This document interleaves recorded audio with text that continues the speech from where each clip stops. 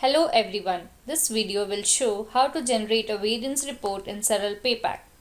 To begin, go to the Tools menu and click on MIS. Select Employee Salary Comparison here and a MIS window will be displayed. Select General for compare type and between months for compare options. Select the months between which the report has to be generated. Next, select the heads of salary on which the report is required, and from the drop down select the category based on which the comparison will be done. Now filter the required employees for this report and click on View.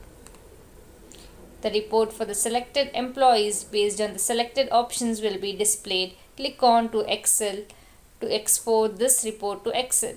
This completes the video on the generation of variance report in Saral PayPack. Thank you for watching this video. Please subscribe to our YouTube channel.